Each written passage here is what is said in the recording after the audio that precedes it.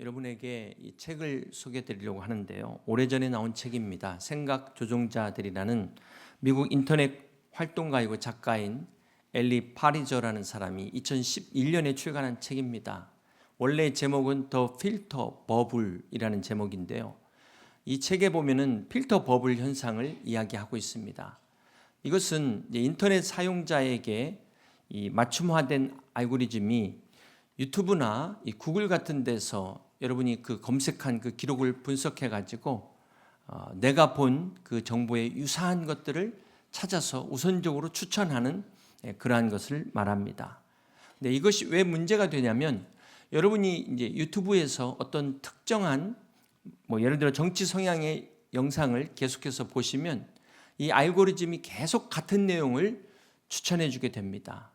그렇게 일방적으로 한쪽 정보만을 듣다 보면 나도 모르게 이제 다양한 관점의 정보가 차단된다. 이것을 필터 버블 현상이다라고 이야기합니다. 이런 필터 버블은 내가 동의하는 정보만을 지속적으로 접하기 때문에 이제 어떤 현상이 생기냐면 에코 챔버 현상이 생긴답니다. 메아리 방이라고 해서 이 방에서 내 목소리가 계속해서 되돌아오는 것처럼 내가 이미 가지고 있는 내 생각이 계속해서 강화되어지고 확증되어지는 이런 현상을 에코 챔버 현상이라고 말합니다. 이것이 또 개인의 확증 편향으로 연결이 되는데요. 한마디로 말하면 내가 보고 싶은 것만 보고 듣고 싶은 것만 듣게 되는 확증 편향이 생기게 되는 것입니다. 문제는 이렇게 내가 듣고 싶은 것만 듣고 보고 싶은 것만 보게 되면은 어떻게 될까요? 객관적인 어떤 진실에 대한 정보가 파악하기 어렵겠죠. 사회적으로는 이것이 더 분열과 양극화 현상을 초래한다는 것입니다. 그런데 안타깝게도 이러한 현상이 오늘 교회 안에서도 나타나고 있습니다. 우리 성도들 중에 하나님 말씀조차 자기가 듣고 싶은 것만 듣기 원하는 그런 성도들이 있다는 것입니다. 여러분은 어떻습니까? 만약 여러분 중에 지금 설교를 듣는데 어떤 한 단어가 막 꽂혔어요. 그래가지고 마음이 다치지 않습니까? 끝까지 듣지도 않고 지레 짐작으로 판단한다면 그것은 이미 나도 모르게 내가 확증 편향에 빠져 있구나라고 알 수가 있는 것입니다. 이런 필터 버블 현상이나 에코 챔버 또 확증 편향은 바로 우리의 마음을 길가로 만들고 돌밭으로 만들고 가시떨기로 만드는 요인이 됩니다. 그래서 이 시간 우리 성령님께서 여러분의 마음을 열어주셔서 우리가 이 하나님의 말씀을 대할 때 모든 편견과 선입견을 다 벗어버리고 내가 듣고 싶은 말씀만 듣는 편향적 태도가 아니라 오직 하나님의 말씀을 가감없이 그대로 받을 수 있는 옥토와 같은 그런 귀한 마음 되시기를 주님의 이름으로 축복합니다. 유명한 기독교의 사상가 C.S. 루이스가 살았던 그 시대도 전 세계적으로 우파와 좌파의 대립이 극심했던 때입니다. C.S. 루이스가 이때 이런 말을 했는데요. 대부분 사람들은 기독교 사회에 성경이 뭐라고 하는지 알기 위해 접근하는 게 아니라 자신의 당파적 견해를 지지하기 위해 기독교를 이용하려는 경향이 있다. 그렇게 말하면서 자신의 정치적 목적을 위해 기독교를 도구로 사용하는 위험성을 경고했습니다. 우리가 일반적으로는 이 성경의 말씀에 따라서 어떤 자신의 입장이나 생각, 정치적 견해를 결정하는 것인데 거꾸로 자신의 입장과 어떤 정치적 견해를 주장하기 위하여 성경을 갖다 붙이는 성경을 이용하는 사람들이 있다는 것입니다. 대표적으로 사회주의자들이 무상교육과 무상의료, 무상급식을 주장하면서 성경을 인용하는데 이때 인용하는 성경 구절이 사도행전 4장 32절입니다. 믿는 무리가 한 마음과 한 뜻이 되어 모든 물건을 서로 통용하고 자기 재물 조금이라도 자기 것이라 하는 이가 하나도 없더라. 여러분, 이 말씀은 초대교회 당시에 그 오순절 성령의 역사를 경험한 성도들이 자발적으로 함께 나눈 공동체의 삶을 이야기하고 있습니다. 그런데 믿지 않는 사람들이 성령의 역사를 경험하지도 않은 사람들을 어떤 법과 제도로 해가지고 강제적으로 해가지고 이렇게 하는 것은 이것을 우리가 사회주의라고 말합니다. 이것은 결코 하나님의 뜻이 아닙니다. 여러분, 성경을 보시면 성경은 개인의 소유와 상속을 인정하고 있습니다.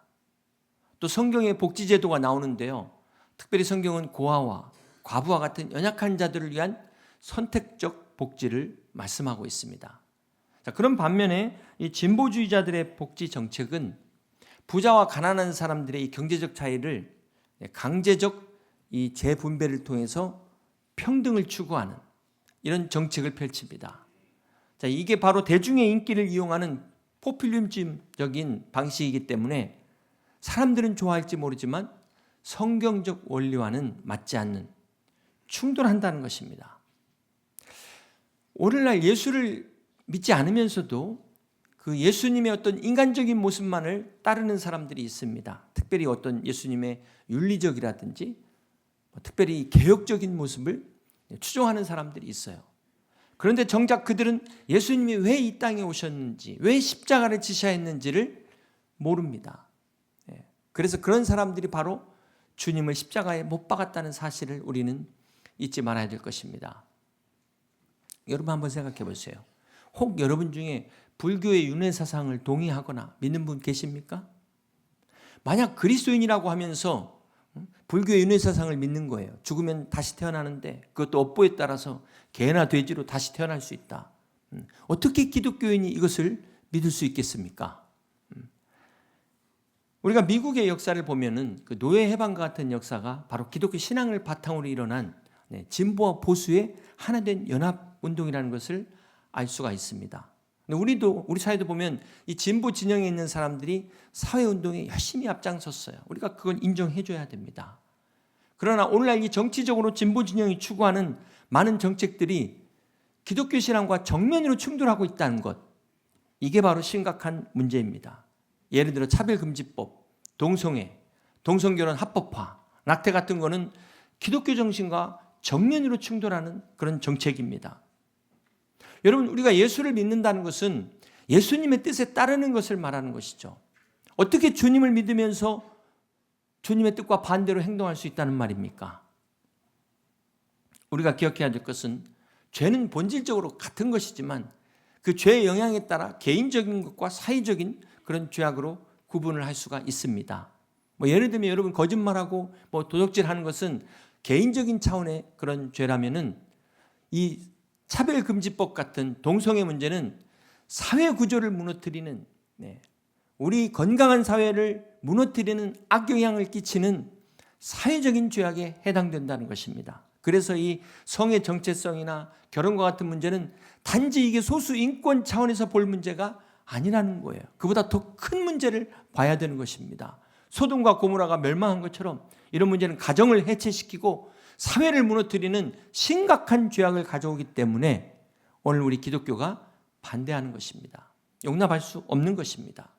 그러므로 우리가 성경을 믿고 그리스도를 따르는 크리스찬이라면 성경의 가치관과 충돌하는 어떤 견해도, 어떤 사상도, 어떤 법도, 제도도 우리는 동조할 수 없습니다. 여러분, 종교다원주의가 주장하는 것은 모든 종교에 구원이 있다는 거예요. 다 방법은 다르지만 결국은 구원에서 만난다는 것입니다. 그러나 기독교를 통해서 예수님만이 길이요 진리요 생명이신 것을 믿는 사람들은 결코 동의할 수 없습니다. 주님은 요한복음 14장 6절을 통해서 오직 예수님만이 구원받을 수 있는 유일한 길이심을 말씀하셨습니다.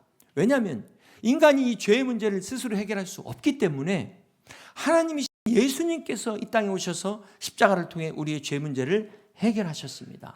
그러므로 구원받은 크리스찬이라면 결코 예수님 외에 다른 종교를 구원을 인정할 수 없는 것입니다. 누가 뭐라고 해도 이건 어쩔 수가 없는 거예요. 이것을 가지고 기독교의 배타성, 너무 고리타분하고 꽉 막혔다 공격을 하지만 여러분, 진리는 원래 배타적인 거예요.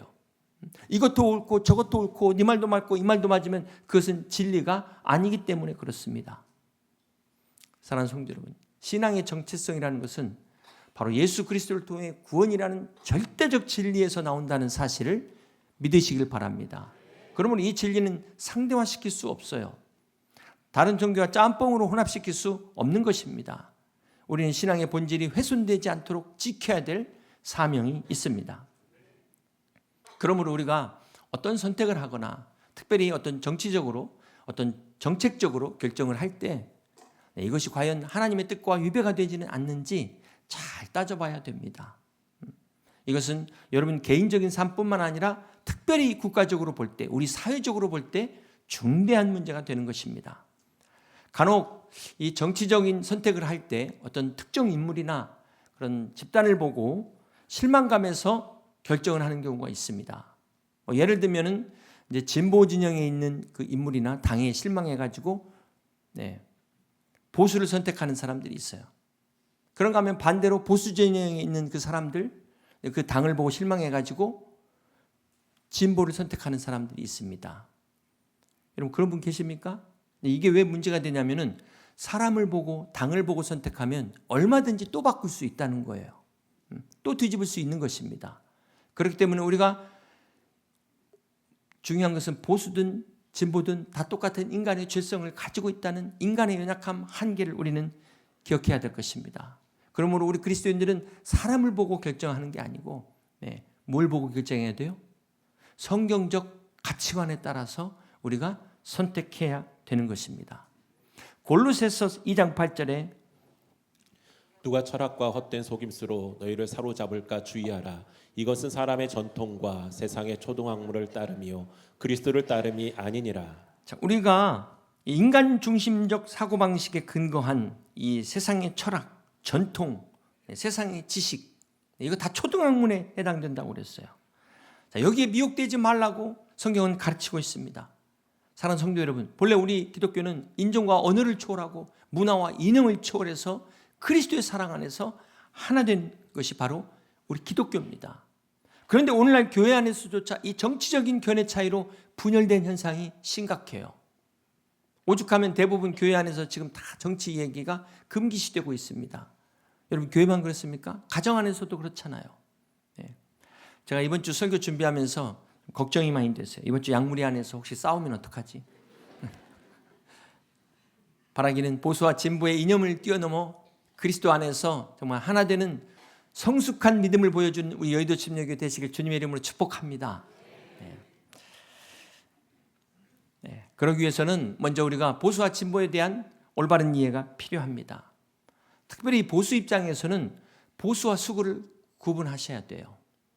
보수라는 것은 핵심 가치를 지키는 건데 핵심 가치를 지키면서도 변화를 추구하는 게 보수라면 수구는 무조건 자기가 가지고 있는 것을 지키는 겁니다. 내가 가지고 있는 이 모든 것을 뺏기지 않고 끝까지 지키려는 것. 이게 바로 수구입니다. 그러니까 수구와 보수는 다른 거예요. 보수를 수구라고 착각하시면 안 됩니다. 여러분, 우리 예수님께서 예루살렘 성에 입성하실 때 종려가지를 흔들면서 호산나 다윗의 자손이여 찬송할지어다 수많은 사람들이 나와서 주님을 환영했습니다. 그런데 어떻게 며칠이 안 됐는데 그 사이에 이 사람들이 돌변해가지고 예수님 향해서 막 돌을 들고 십자가에 못 박아라. 어떻게 이렇게 돌변할 수 있을까요? 그것은 바로 그 당시 제롯 당원이라고 하죠. 여심당원입니다. 시온주의자들이라고 하죠. 이들은 지금 이스라엘이 로마의 식민지가 되어 있잖아요.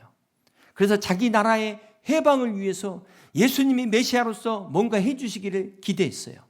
이제 예루살렘 성에 들어오신 예수님이 때는 이때다. 로마는 물러가라. 이스라엘 독립 만세. 이렇게 기대했는데 주님이 한마디도 없어요. 어찌 나라를 잃은 이 비상시국에 메시아이신 예수님이 한마디도 없을 수가 있단 말인가. 이 실망감이 배신감에 이 사람들이 그냥 태도가 돌변해서 예수님을 십자가에 못 박으라고 외친 것입니다. 이게 바로 수구주의자들이에요. 여러분, 이 수구적 인물의 또 다른 예는 구약의 시므이라는 사람이 있습니다. 이스라엘의 초대왕 사울이 하나님께 버림받고 제2대 다윗이 왕이 될 때까지는 15년에서 20년의 시간이 걸립니다. 그런데 이 당시 이 사실을 안 사람은 몇이나 될까요? 사무엘 선지자를 비롯해서 아마 주변에 몇 사람만이 알고 있었을 것입니다. 이 당시에는 유튜브가 없었잖아요. 대부분의 백성들은 하나님은 이미 사울을 버렸는데 여전히 왕의 자리에 있는 사울을 지지하면서 하나님이 초대 왕으로 기름 부었는데 어찌 사울을 버리셨겠는가? 끝까지 충성했을 것입니다. 나아가 이들은 사울 왕에게 충성하지 않는 이 사무엘 선지자 다윗을 국가 체제를 위협하는 세력으로 그렇게 생각했을 것입니다. 사무엘하 16장에 보면 다윗의 아들 압살롬이 반역을 일으킬 때 이제 피난 가는 그 다윗을 향해 이 시므이가 돌을 들고 던지면서 다윗을 저주합니다. 이 시므이는 하나님께서 다윗을 이미 왕으로 세웠어요. 그럼에도 불구하고 사울 왕을 다시 회복시키려고 하는, 사울의 왕권을 되찾고자 했던 이 사람이 바로 수구주의자라는 것입니다. 반면에 다윗과 같이 그가 비록 연약해서 범죄했지만 하나님 앞에 회개하면서 끝까지 자기의 믿음을 지키려고 했던 다윗, 이 다윗이 진정한 보수의 그런 모습을 우리에게 보여주고 있습니다. 사랑하는 성도 여러분, 신앙의 보수성이라는 것은 그냥 옛것만을, 전통만을 지키는 게 아니라 오늘 우리가 하나님의 뜻에 서 있는가, 이것을 지키는 것이 바로 진정한 보수입니다. 그런데 간혹 어떤 한 사람만을 보고, 특별히 잘못된 한 사람을 보고 막 그 전체를 판단하는 사람들이 있어요. 혹 여러분 해외여행 나가셔서 무슨 실수하거나 잘못된 행동하시면 절대 그때 한국말 하지 마시기 바랍니다. 여러분 같은 아파트 동에 어떤 이상한 사람이 사는 걸 보셨어요. 그런다고 해서 이사 가세요? 내가 저 사람 때문에 나 여기 못 살겠다. 비행기 사고 났다고 해서 비행기 안 타십니까?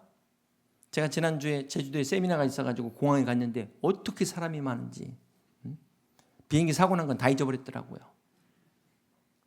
자칭 보수라고 하는 그 이상한 몇 사람 때문에 보수 자체를 다 부정하는 사람들이 있어요. 여러분 아기를 옛날에 그 대야에다가 이렇게 목욕시킬 때 대야에다가 목욕물 버린다고 아기까지 버리는 거예요. 저 이혼하는 사람 보고 결혼 자체를 부정해버려요. 결혼하면 안 되겠다. 그러는 사람 없잖아요. 어떻게 그 몇 사람을 보고 이 전체를 판단합니까? 물론 보수 입장에서도 반성할 부분이 있습니다. 이 보수는 하나님과의 개인적 관계를 중요시 여겨요. 개인적 믿음을. 근데 문제는 뭐냐면 너무 이기적인 신앙생활이에요. 남들이 볼 때는 자기 개인의 축복만, 내 것만. 그러다 보니까 실망하고 실족하는 사람들이 보수를 떠나는 것 아니겠습니까? 오늘 이 보수적 크리스찬들의 이 문제 때문에 이 진보적 성향을 가진 사람들이 막 사회활동도 앞장서고 막 그런 봉사와 구제도 열심히 하잖아요. 이거 너무 좋아요. 그러나 결정적 문제는 뭡니까? 이 보수의 출발점이 하나님이 아니라 자기 자신에서 출발됐다는 거예요. 이게 문제입니다. 대표적으로 사무엘하 16장에 보면 아히도벨이라는 사람이 나옵니다. 이 아히도벨은 원래 다윗의 모사였어요. 다윗 왕의 최고의 책사였습니다.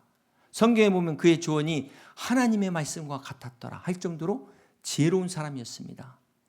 그런 아히도벨이 다윗이 그 아들 압살롬이 반역을 일으킬 때 다윗을 배신하고 압살롬 편에 섭니다. 왜 그랬을까? 왜 그랬을까? 여기에 두 가지 이유가 있어요. 첫 번째는 다윗이 범죄해가지고 그 아내로 맞이하게 된 밧세바가 아히도벨의 손녀딸입니다. 개인적 감정이 좋지 않았겠죠? 두 번째는 이 압살롬의 쿠데타가 성공할 가능성이 높아 보였어요. 그래서 자신의 지위와 이 영향력을 지키기 위해서 신발을 바꾸시는 겁니다. 압살롬과 함께 새 시대를 열어보겠다. 그리고 하나님이 세운 질서를 부정했어요. 이렇게 혁명을 시도하는 것이 좀 진보적 성향입니다. 이 압살롬이 쿠데타를 일으킬 때 거의 다 성공하는 것처럼 보였는데 백성들의 마음을 얻었기 때문에 정말 성공 일부 직전까지 갔는데 결정적 실패의 이유가 뭘까요? 하나님의 마음을 잃어버렸다는 것입니다. 하나님의 마음을 붙잡지 못했어요. 결국 이 압살롬의 반역이 실패로 돌아가자 아히도벨은 자기 고향으로 돌아가 스스로 목숨을 끊습니다. 사랑하는 성도 여러분, 이처럼 하나님의 뜻을 떠난 인간 중심적 진보는 궁극적으로 실패할 수밖에 없습니다. 그러므로 오늘 우리의 선택과 결정에 있어서 중요한 것은 오늘 다른 사람이 어떻게 생각하고 세상이 어떻게 볼까, 이것 이전에 하나님이 어떻게 생각하시는가, 하나님의 뜻과 위배되지는 않는가, 먼저 이것을 생각하셔야 돼요. 이 우선순위가 중요한 것입니다. 성경은 오늘 우리에게 보수냐 진보냐 이 얘기를 하지 않습니다. 오늘 우리가 하나님의 뜻 가운데 있느냐 그렇지 않느냐 이것을 말씀하고 있습니다. 그러므로 오늘 우리는 신앙인으로서 보수냐 진보냐 이걸 따지는 게 아니라 먼저 성경의 가르침 안에 과연 우리가 들어있는가를 각자 돌아보셔야 돼요. 우리가 어떤 특정한 인물이나 어떤 정당에 대한 맹목적 지지가 아니라 내가 가족이라고 해서 지지하고 경제적 이해관계 때문에 지지하고 이러면 안 되지 않겠습니까? 설사 내 가족이다 할지라도 이것이 과연 성경적 가치에 부합한가? 하나님이 어떻게 보실 것인가? 그렇게 우리가 생각하고 우리가 지지해야 되는 것입니다. 여러분 제가 참 이번 설교하면서 이렇게 걱정했던 적이 없어요. 혹시나 이 설교해가지고 긁어부스럼 만들어가지고 조용하던 거 더 시끄럽게 만들지 않을까. 멀리 오해하지 마시고 가까이 이해하시길 바랍니다. 제가 지금 어느 당 지지하라는 게 아니잖아요. 어떤 당을 지지해야 될 것인가? 우리가 크리스찬으로서 어떤 정치적 신념을 가져야 될 것인가? 잠언 29장 2절에 보시면 의인이 많아지면 백성이 즐거워하고 악인이 권세를 잡으면 백성이 탄식하느니라. 잘못된 지도자의 선택은 백성을 탄식하게 만든다. 그래서 우리가 지도자 선택이 정말 중요한 것입니다. 디모데전서 2장 1절에 그러므로 내가 첫째로 권하노니 모든 사람을 위하여 간구와 기도와 도구와 감사를 하되 임금들과 높은 지위에 있는 모든 사람을 위하여 하라. 이는 우리가 모든 경건과 단정함으로 고유하고 평안한 생활을 하려 함이라. 여러분 우리가 고유하고 평안한 생활을 원하지 않습니까? 그런데 오늘 이 말씀은 무엇을 말할까요? 우리가 정말 고유하고 평안한 세상을 살려면 지도자가 중요하다. 지도자가 중요하다는 거예요. 이제 조만간 헌재 탄핵 심판 결정이 날 텐데 이 문제를 해결할 방법이 보이지 않습니다. 도대체 언제까지 이렇게 둘로 딱 나눠져 가지고 평행선을 달리고 있잖아요. 사랑하는 성도 여러분, 지금 교회 밖에서나 안에서나 이 정치적 논쟁만 일어나면 이게 갈등이 되는데 우리가 이것을 세상 논리로 접근하면 답이 나오지 않습니다. 오늘 본문은 고린도서 10장 3절에 우리가 육신으로 행하나 육신에 따라 싸우지 아니하노니 오늘 우리의 이 싸움이 육적인 싸움이 아니라는 것을 분명히 알아야 될 것입니다. 디모데후서 2장 23절에는 어리석고 무식한 변론을 버리라. 이에서 다툼이 나는 줄 알미니라. 서로 막 네 팔뚝이구냐 내 팔뚝이구냐 막 피를 토하면서 침을 튀기면서 어리석은 다툼을 피하라는 것입니다. 에베소서 6장 12절에 우리의 씨름은 혈과 육을 상대하는 것이 아니요 통치자들과 권세들과 이 어둠의 세상 주관자들과 하늘에 있는 악의 영들을 상대함이라고 말씀하고 있습니다. 여러분 지금 우리나라가 이 좁은 땅에서 서로 나눠져 가지고 막 목소리를 외치는데 이게 지금 어떤 육적인 정치적 대립 이전에 영적인 눈으로 보셔야 돼요. 이 배후에 영적 세력의 싸움이 있다는 것을 우리는 깨달아야 되는 것입니다. 그래서 고린도후서 10장 4절에 우리의 싸우는 무기는 육신에 속한 것이 아니요 오직 어떤 견고한 진도 무너뜨리는 하나님의 능력이라. 모든 이론을 무너뜨리며 하나님 하는 것을 대적하여 높아진 것을 다 무너뜨리고 모든 생각을 사로잡아서 그리스도에게 복종시키라고 말씀하고 있습니다.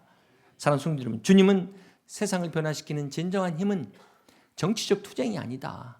무력이 아니라는 거예요. 복음의 능력인 것을 말씀하고 있습니다. 여러분 아무리 좋은 제도도 인간의 죄성 때문에 결국은 타락합니다. 우리가 중세교회를 통해서 봤잖아요. 크리스찬들이 모여서 국가교회를 만들었더니만 어떻게 됐습니까? 인간의 죄성 때문에 교회까지 타락하더라. 이게 중세교회의 역사 아닙니까? 그러므로 진정한 변화는 제도의 변화 이전에 인간이 변화돼야 돼요. 이게 바로 복음이 강조하는 것입니다. 오직 복음을 통해서 그 사람이 변화될 때 우리의 가정도 변화되고 이 땅도 변화될 줄로 믿습니다.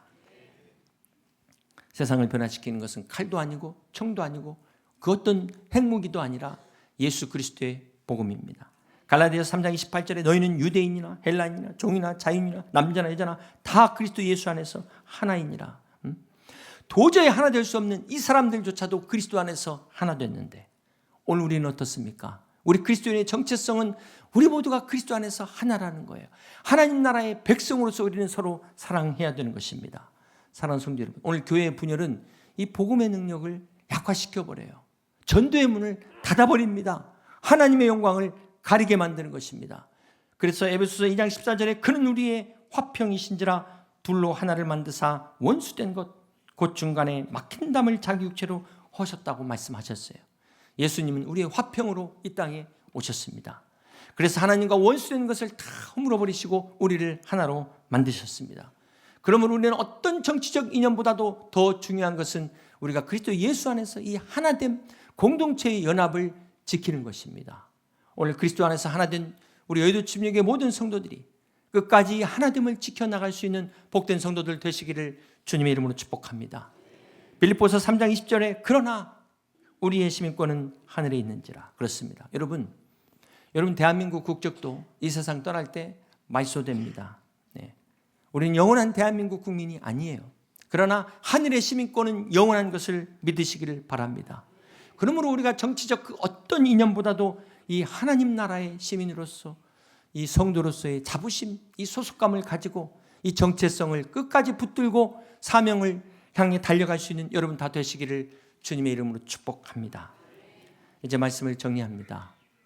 지금 현재 이 민감한 이슈를 짧은 시간에 다 설명하기 어려운데 혹 어떤 한 단어에 지금 꽂혀가지고 마음이 불편한 분 계신다면 이 설교 다시 한번 들어보시면서 정체적 맥락을 보시기를 바랍니다. 사랑하는 성도 여러분, 저는 지난주에 성지순례 보고를 말씀드리면서 저 초대교회가 있는 튀르키예가 이슬람화된 이유가 무엇인가, 그리스도인끼리 싸우는 바람에 교회도 뺏기고 저렇게 된 것처럼 오늘 우리가 하나 되지 못하고 우리끼리 싸우게 되면 교회도 나라도 다 빼앗길 수밖에 없다는 사실을 명심하시길 바랍니다. 우리는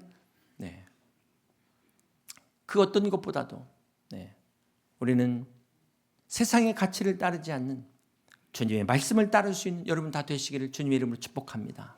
안타까운 것은 어떤 사람들은 성경 말씀보다도 그 유튜버 그 사람들의 말을 더 신뢰하더라고요. 그 사람이 하라는 것처럼 하나님의 말씀도 좀 그렇게 순종할 수 있기를 바랍니다. 사랑하는 성도 여러분, 지금 어느 때보다도 우리는 정치적 갈등이 너무 치열해요. 그러나 그럼에도 불구하고 우리의 정체성은 보수 진보 이전에 우리는 그리스도 안의 성도임을 잊지 마시기를 바랍니다. 여러분 목욕탕 가시려면 어떻게 해야 돼요? 다 벗고 들어오셔야지. 목욕탕에 옷 입고 들어온 사람 있습니까? 교회 안에 들어오시는 순간 계급장 다 띄고 들어오셔야 돼요. 보수 진보 다 내려놓고 우리는 성도로서 하나라는 사실을 잊지 마시기를 바랍니다.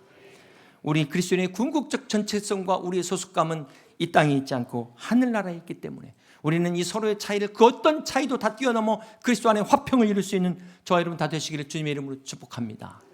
사랑하는 성도 여러분, 우리의 힘은 정치적 권력이 아니라 기도와 사랑이 있음을 믿습니다. 그러므로 좌로나 우로나 치우치지 않고 오늘 하나님의 나라와 이 복음의 능력 안에서 오직 기도와 믿음으로 승리하는 우리 여의도 침략의 모든 성도들 다 되시기를 주님의 이름으로 축복합니다. 하나님께서 오늘 이 땅에 우리를 세우신 것은 이 정치적 갈등과 분열로 갈 길을 잃은 우리나라를 우리 그리스도인들이 복음으로 하나 되게 하고 변화시키도록 사명을 주신 줄 믿습니다. 이를 위해 우리 여의도 침략교회가 이 어두운 세상에 뚝불이 되어 이념의 미루에서 헤매는 저 수많은 사람들을 향하여 영원한 진리의 나침판이 될 수 있는 우리 여의도 침략교회, 우리 여의도 침략교회 모든 성도들 되시기를 주님의 이름으로 간절히 축원합니다. 말씀을 생각하시면서 함께 같이 주만 바라볼지라 찬양하고 기도하겠습니다.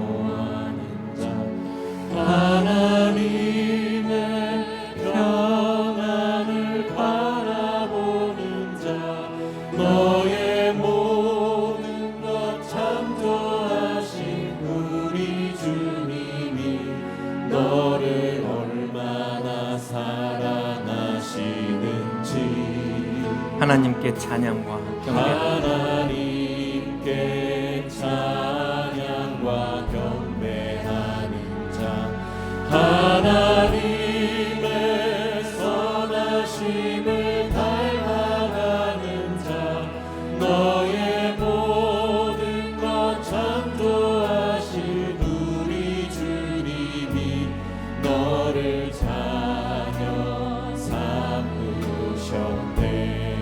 하나님 사랑의 눈으로 하나님 사랑의 눈으로 너를 어느 때나 바라보시고 하나님 인자한 비로소 하나님 인자한 비로소 언제나 너에게 기울이시니 어두움의 밝은 빛을 어둠의 밝은 빛을 비춰주시니 나의 작은 시름 너의 작은 시름에도 응답하시니 너는 어느 곳에 있든지 어느 곳에 있든지 주를 향하오 주만 바라보지 주만 바라볼지라.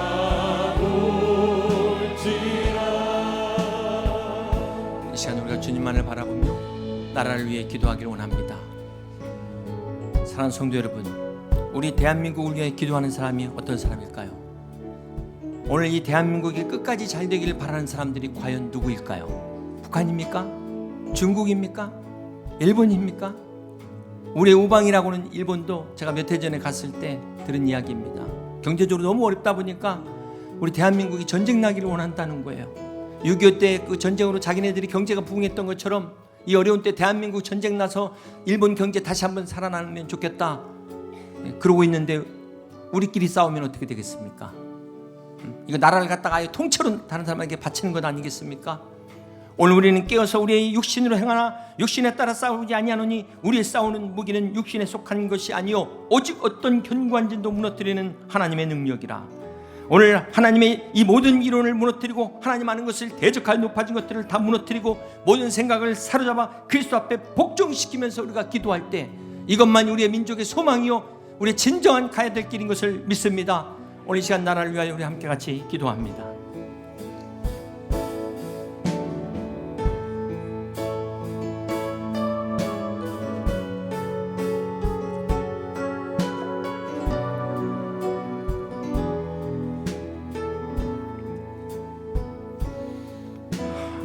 하나님의 사랑을 사모하는 자, 하나님의 평안을 바라보는 자, 너의 모든 것 창조하신 우리 주님이 너를 얼마나 사랑하시는지 하나님께 찬양과 경배하는 자, 하나님의 선하심을 닮아가는 자, 너의 모든 것 창조하신 우리 주님이 너를 자녀로 삼으셨네. 하나님 사랑의 눈으로 너를 어느 때나 바라보시고 하나님 인자한 귀로서 언제나 너에게 기울이시니 어두움에 밝은 빛을 비춰주시고 너의 작은 신음에도 응답하시니 너는 어느 곳에 있든지 주를 향하고 주만 바라보지라.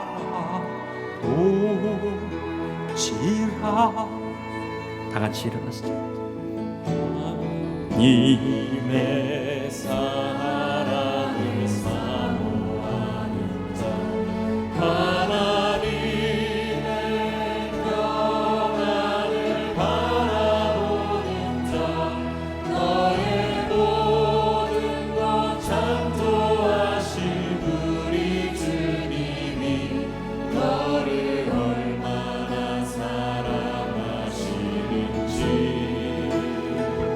하나님께 찬양. 하나님께 찬양과 경배하는 자 하나님의 선하심을 닮아가는 자 너의 모든 것 창조하신 우리 주님이 너를 찬양 삼으셨네. 하나님 사랑의 눈으로 하나님 사랑의 눈으로 너를 어느 때나 바라보시고 하나님 인자한 귀로서 하나님 인자한 귀로서 언제나 나의 언제나 너에게 기울이시니 어두움의 밝은 빛을 비춰주시고 어둠의 밝은 빛을 비춰주시니 나의 작은 신음에도 나의 작은 신음에도 응답하시니 너는 어느 곳에 있든지 너는 어느 곳에 있든지 주를 향해 주만 바라보자. 주만 바라보지라 하나님 사랑의 눈으로